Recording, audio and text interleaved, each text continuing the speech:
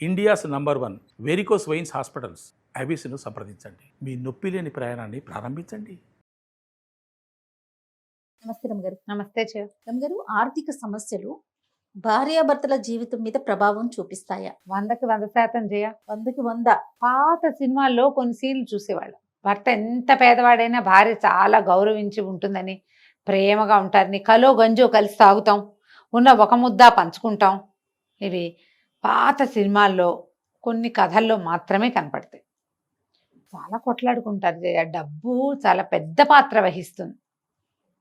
మానవ సంబంధాలని ఆర్థిక బంధాలే అంటారు. అంతేగా మరి. అంతే కదా. సంపాదన లేకపోతే పేరెంట్స్ కూడా గౌరవించరు. పేరెంట్స్ కూడా ప్రేమలు అంత ఉండవు, కొద్దిగా పాసే ఉంటుంది. వీడు మన ఎదాన్ని పడి ఉన్నాడని తిట్టుకుంటూ ఉంటారు. వాడు మనకు ఆసరా అవ్వాలి, ఇంకా ఇప్పటిదాకా మేమే చూడాల్సి వచ్చింది అనుకుంటారు. అవును. పెళ్ళిళ్ళు అయితే మరీ కష్టం. వాళ్ళ పెళ్ళాలు తయారవుతారు కదా. పెళ్లి కాకముందనుకో పిల్లాడు ఒకడే, ఒక కుర్రాడు లేదా ఒక ఆడపిల్లే అనుకో, వేరే కథ. అది వేరే. తమ పిల్లలు తమతోటే ఉన్న నాళ్ళు ఏముండదు, వాళ్ళ కంపెనీయన్స్ వచ్చాక ఎక్కువైపోతుంది. కానీ కొంచెం బాగుపడతారు అని అనుకున్నప్పుడు ముఖ్యంగా మగ పిల్లలకి కొంచెం ఏదో చెడుదారులో ఉన్నాడు, సంపాదన లేదు, పెళ్లి చేస్తే బాగుపడతాడని పెళ్లి చేసేస్తారు. రోజులు ఉన్నాయంటారు. వాడి మీద మెడకి గుదిబండని తగిలిచ్చేవి మనకి సిటీల్లో కనపడవు, కానీ ఊళ్ళల్లో కనిపిస్తారు. వాడికే బాధ్యత తెలుస్తుంది, అది తెలిసి వస్తుందని. పూర్వకాలంలో పూర్వం అంటే కనీసం ఇక్కడి నుంచి ఒక 50-60 years బ్యాక్ మగపిల్లల ఉద్యోగాలు వాటిని ఎప్పుడు చూసేవాళ్ళు కాదు. పెళ్లిళ్ళకి పేరెంట్స్నే చూసేవాళ్ళు. కరెక్ట్. వాళ్ళే పెళ్ళి అయితే బాధ్యత మీద పడితే వాడే సంపాదిస్తాడు, వాడే పని చేస్తాడు, ఈ చేసే పనిలో మరో రూపాయి వస్తుంది, అలా ఆలోచించే. తండ్రి చేసేదే కొడుకు ఫాలో అయ్యేవాడు. కుల వృత్తులే నడిచేయి కదా. ఇప్పుడు ఏమైంది, క్రమంగా అది పోయింది. మెల్లిగా మనకి ఉద్యోగాలు ప్రబలినాయి, ఉద్యోగాలు ఎక్కువైనాయి కదా. ఈ ఉద్యోగాలు పెరిగాక ఉద్యోగము మొదట ఏదో ఉద్యోగం అయినా పర్వాలేదు అనుకునేవాళ్ళు. ఉద్యోగం ఉంటే ఊళ్ళో ఏదైనా పొలం ఉందో, ఇల్లుందో, వాకిలుందో అవి చూసి కాస్త పొలం ఉద్యోగం ఉంటే, క్రమంగా ఉద్యోగం కూడా చిన్నవి కాకుండా పెద్ద పెద్ద ఉద్యోగాలు, బాగా సెటిల్మెంటు అవి కూడా వచ్చినాయి.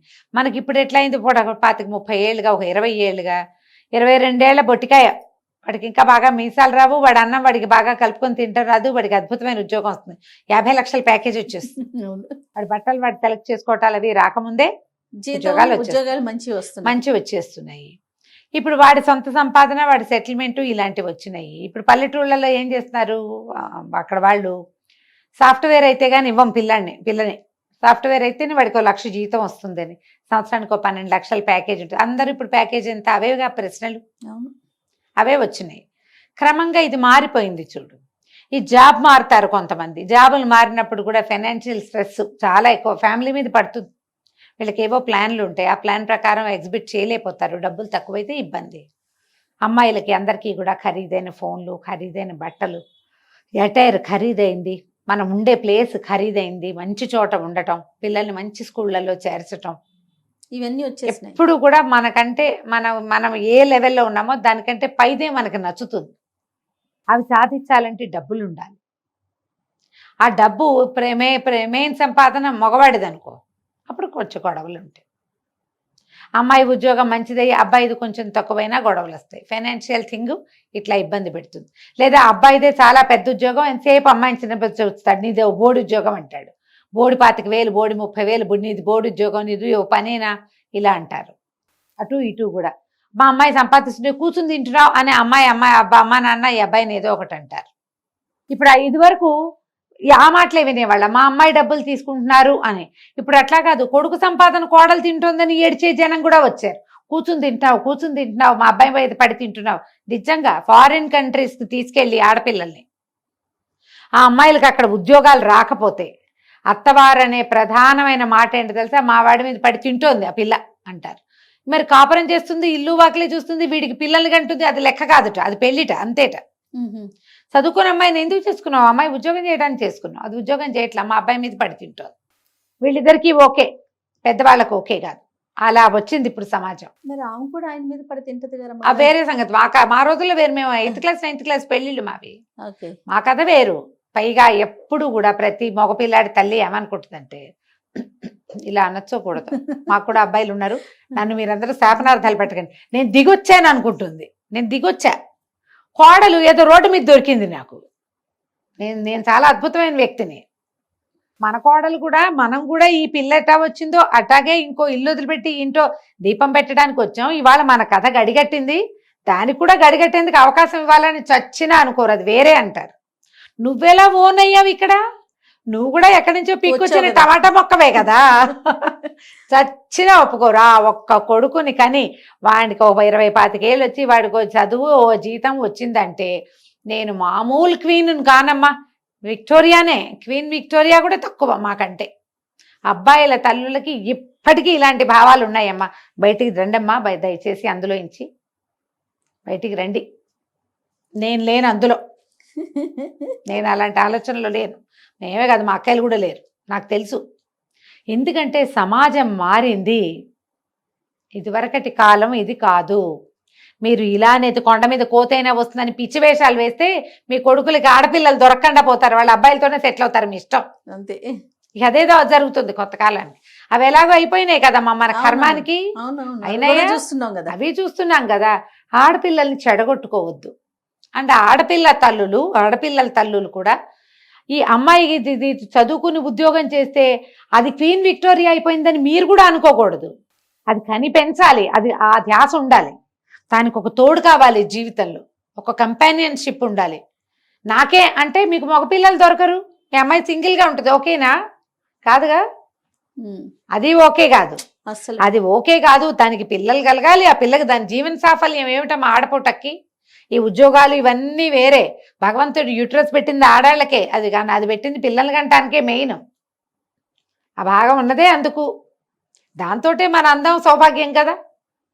దానికి ఒక సాఫల్యాన్ని రావాలి, సంతానం కలగాలంటే భర్తలతోటి బాగుండాలి. ఆ కాస్త పెళ్ళే ఓ పిల్లాడు పెట్టాక ఇంకా జాలేని వాడిని వదిలేస్తే, ఈ ధోరణి మార్చుకోవాలి సమాజం అంతా కూడా.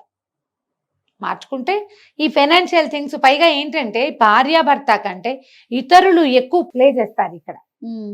అమ్మాయికి జీతం ఎక్కువ ఉంటాగా అంటారు పింతలు మేనత్తలు, పని పాట లేని వాళ్ళు. వాళ్ళిద్దరు సర్దుకున్నప్పుడు మీకెందుకు? నీ డబ్బులు ఏం చేశావు అని ప్రశ్నిస్తారు అత్తమామలు. మీ డబ్బులు ఎవరికి ఇస్తున్నారు అని వీళ్ళ అబ్బాయి అత్తమామలు కూడా అడుగుతారు. మాకు అత్త చెప్పారు ఇంతే ఉంటుంది, ఇది ఎందుకు చేసావు అని. వీళ్ళిద్దరూ సరిగ్గా ఆలోచించుకుని చేస్తే ఇబ్బంది లేదు. ఫైనాన్షియల్ థింగ్స్లో నిజాయితీ కావాలి జయ. ఎప్పుడు కూడా నిజాయితీ ఉండి ఓపెన్నెస్ ఉంటే మీ ఇద్దరు సరిగ్గా మాట్లాడుకుని వాట్ ఈజ్ వాట్ అని మాట్లాడుకుని, ఇది ఇంత ఇది ఇంత, నేను ఇది చేస్తా నువ్వు ఇది చేయి. చీట్ చేయడానికి ప్రతి వాళ్ళకి చిన్న అవకాశం కావాలి. చీటింగే చేస్తాం అనకూడదు, కొద్దిగా వదిలిపెట్టాలి. వాళ్ళు వదలాలి, వీళ్ళు వదలాలి. ఎప్పుడు మనం ఒకేలాగా గీతల్లో గీసుకుని ఉండలేము. చిన్న చిన్నవి వదిలేసేయచ్చు, కానీ పెద్దవి కూడా వదిలేసే పరిస్థితి వస్తే కష్టం కదా. అంతే. ఒట్టి ఫైనాన్షియల్ మ్యాటర్స్ మీదే కొట్టుకుని డివోర్సులకు వెళ్తున్న వాళ్ళు చాలా మంది ఉన్నారు ఇప్పుడు. అవి చాలా పెద్దవి. అక్కడెక్కడో ఉంది, అది మాకు రావాలి, ఇవ్వలేదు కాబట్టి మొగుడిని వదిలేస్తాననేవాళ్ళు, పెళ్ళాన్ని వదిలేస్తాననేవాళ్ళు, మావగారు ఏదో పొలం ఇస్తానన్నాడు ఇవ్వలేదు కాబట్టి ఈ అమ్మాయిని వదిలేస్తామంటారు. అవును, అవి కూడా ఉన్నాయి. అంటే మరి ఫైనాన్సెసే కదా ఇక్కడ దెబ్బతీస్తున్నది. 100%. బాగా ఆలోచించుకుని సాధ్యమైనంత నిజాయితీగా వైవాహిక సంబంధాల్లో నిజాయితీని కనుక ఉంచుకుంటే అది ఆటోమేటిక్గా ఫైనాన్షియల్ థింగ్స్లో కూడా నిజాయితీకి దారితీస్తుంది. అది అప్పుడు గొడవలు తక్కువగా ఉంటాయి, అప్పుడు బంధం పాడు కాకుండా ఉంటుంది. మనకున్న సమాజంలో ప్రధానమైన స్థితి ఏంటంటే ఇప్పుడు డివోర్స్లు, దానివల్ల దెబ్బతింటున్నటువంటి కుటుంబ సంబంధాలు. అదే మన ప్రాబ్లం. ఈ కుటుంబ సంబంధాల్లో ఒట్టి భార్యాభర్తలే కాదు, జిల్లా 2 కుటుంబాలు, 2 వేర్వేరు కుటుంబాలు, పిల్లలు ప్రధానమైంది. దాన్ని చెడగొట్టకూడదంటే పెళ్ళిళ్ళు చేసుకునేటప్పుడే ఆలోచించుకుని చేసుకోవాలి. ఈ ప్రేమించుకుని పెళ్లి చేసుకుంటారా జయ? అప్పుడు కూడా ఏదో ఇంటర్మీడియట్లో ఫ్రెండ్షిప్. నేను చూసిన 2 కేసులు చెప్తున్నా ఇప్పుడు. వాళ్ళ పేర్లు వ్యవహారాలు కాదు, మన దగ్గరకు వచ్చిన కేసులు కాదు, జనరల్గా మనకు తెలిసినవి ఇవి.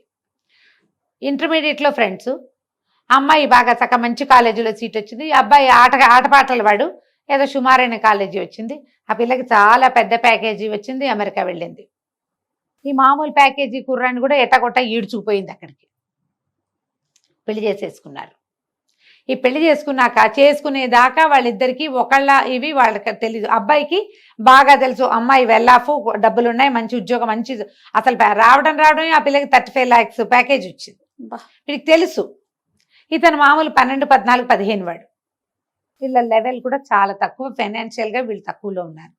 ఇక వాళ్ళ ఇన్ఫీరియారిటీ తోటి అత్తమామలు, ఆ మొగుడు, ఆ పిల్లకి ప్రత్యక్ష నరకం చూపించారమ్మా. డబ్బే ఇక్కడ. ప్రేమించుకునేటప్పుడు డబ్బు పాత్ర లేదు, అసలు ఉండదు. మీరు పెళ్లి చేసుకుని సెటిల్మెంట్ అనగానే డబ్బులు వచ్చేస్తాయి, ఫ్యామిలీ వచ్చేస్తుంది, డబ్బులు వచ్చేస్తాయి. ఇంకొకళ్ళు ఫెయిల్ అయిన అమ్మాయిని ప్రేమించాడు ఒక అబ్బాయి, ఐర్లాండ్ ఎక్కడికో వెళ్ళాడు. ఈ పిల్ల ఏదో బీఎస్సీ ఏమిటో చేసినట్టుంది. మొత్తానికి ఇంట్లో ఒప్పించుకున్నారు. పెళ్లి చేసేసుకున్నాక అమ్మాయికి వీసా రాలేచయ, సంవత్సరం పైన అమ్మాయి ఇక్కడ ఉండిపోయింది.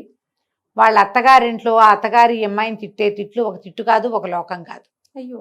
ఎందుకంటే ఎంతసేపు ఇదే ఏమిటి, మా వాడికి ఇంజనీరింగ్ పిల్ల వచ్చేది, ఇద్దరు 2 చేతుల సంపాదించేవాళ్ళు, ఈ పాటికి 10 ఇళ్ళు కొనేవాడు, ఒకటే కొన్నాడు. మా కజిన్స్లో వాళ్ళు ఎవరు అట్లా చేశారు, నీళ్ళ నూనె కాళ్ళు పెద్దమని చేసుకున్నాడు, నువ్వు ఇంకా ఇక్కడే తగలబడ్డావు, నీకు ఉద్యోగం అంటే నువ్వు పోయేదానివి, నీకు లేదు కాబట్టి నువ్వు ఇక్కడే ఉన్నావు, రేపు నువ్వు అక్కడికి వెళ్ళా కూడా నువ్వు చేసేదేం లేదు, మా వాడిని ఎత్తి మీద బరువ్వి. ఈ ఏడాదిలో వీళ్ళ మధ్య ప్రేమంతా పోయింది జయ, పాపం. మరి అంతే కదా, మొత్తం ప్రేమను కోల్పోయారు. వాళ్ళ అమ్మ ఎంతసేపు ఏదో ఒకటి చెప్తుంది, ఈ పిల్ల ఫోన్ చేసినప్పుడల్లా మీ అమ్మ నన్ను ఇలా అందో అలా అందో అని ఏడుస్తూ కూర్చుంటుంది. వాళ్ళు ఏం కబుర్లు చెప్పుకుంటారు. చాలా అన్బన్ తోటి వెళ్ళింది అమ్మాయి. అక్కడికి వెళ్ళాక ఏవో కోర్సులు చేయడానికి ఎంత కష్టపడిందో పాపం. ఎందుకంటే అమ్మాయి మామూలు బ్రెయిన్, అమ్మాయికి ఎంతసేపు బ్యూటీషియన్ కోర్సులు అలాంటి వాటి మీద ఆసక్తి. వీళ్ళకేమో అమ్మాయి ఏదో కోర్సు చేసేసి ఉద్యోగంలో చేరిపోవాలని. అక్కడ ఖర్చులు అలాగే ఉంటాయి, మనం ఒకళ్ళని అంటానికి వీలు లేదు. ప్రేమలప్పుడు ఇవి రావు కదా, పెళ్ళిళ్ళు సెటిల్మెంట్ రాగానే ఇవన్నీ గుర్తుకొస్తాయి. పెళ్లి చేసుకునే ముందే ఇవి ఆలోచించుకోండి. పెళ్ళిళ్ళు అయ్యాకైతే కూర్చొని మాట్లాడుకోవటమే. ప్రేమలు అయితే ప్రేమల నుంచి పెళ్ళిళ్ళలోకి వెళ్ళేటప్పుడు వీళ్ళదేమిటి మనదేమిటి, వీళ్ళకి ఆస్తి స్వాస్తులు ఏమున్నాయి, మనకేమున్నాయి, అవన్నీ చూస్తారంటే చూడకపోతే అనుభవించాల్సిందే, తప్పదు. చూసుకున్నాకే నిర్ణయం తీసుకోవాలని నా ఉద్దేశం. అయితే బాగా ఆలోచించుకుని దిగాలి. వాళ్ళ లెవెల్ వేరు, మన లెవెల్ వేరు. ఎంతసేపు తూతూ మేమే అని ఒకళ్ళనొకళ్ళు అనుకుంటుంటే ఏం సుఖమమ్మా. ఇంకా ప్రేమలు ఎట్లా మిగులుతాయి, రోజు ఏదో ఒకటి తిట్టుకుంటుంటే. మరి ఈ ప్రేమలో అపేక్షలు ఉండవు కదా, అవి లేకపోయాక పెళ్ళి ఎట్లా నిలుస్తుంది. ప్రేమ లేకపోతే పోనీ మర్యాద అయినా ఉండాలిగా, అది పోతుంది కదా. వాటిని కాపాడుకునేలాగా ప్లాన్ చేసుకుంటే ఫైనాన్సెస్ అంతగా పెళ్ళిని ఇబ్బంది పెట్టవు. ఆలోచించుకుని చేయాలంతే. నమస్తే.